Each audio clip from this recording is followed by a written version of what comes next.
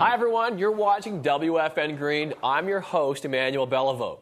There are many issues threatening the future of BC salmon. The David Suzuki Foundation is an organization looking to alleviate some of those issues. So most of my work is focused around Pacific salmon in British Columbia. That includes work on fisheries reform, improving fisheries management, primarily commercial fisheries, but also looking at how salmon habitat is managed in freshwater and in the ocean.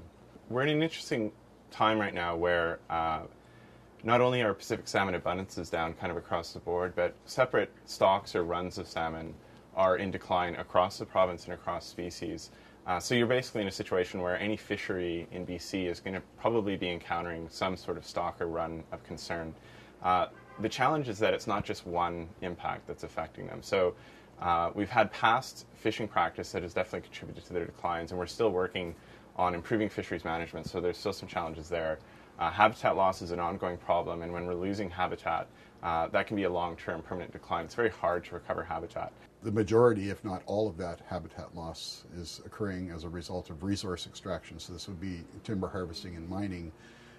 It's a result of land use practices like agriculture and land development for industrial and for residential purposes.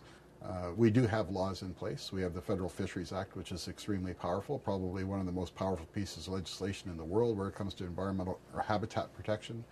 Provincial governments have their own individual legislations, but they're reluctant to enforce them. And the reason for that is they seem to think that if they enforce a law, they're going to scare a company away. The company will shut down its operations and leave, or they'll lose the revenues that are associated with that. So governments are very, very reluctant to enforce those laws. So one of the things that I do here is when it's brought to our attention that, in fact, a company is doing something that might be harming fish habitat, we go out and actually investigate that. We gather the information, I document the evidence, I take photographs, and then I go to the regulators and the media and say, you've got to do something about this. One of our last great wild hunts is around fish, and salmon being such a cultural icon and such an important resource. How do we manage these things effectively? So now, through our work and through the work of others, we've put ourselves at the table as a conservation interest, and now we're working directly with fishermen, recreational, commercial, and the government to really improve fisheries and make things work.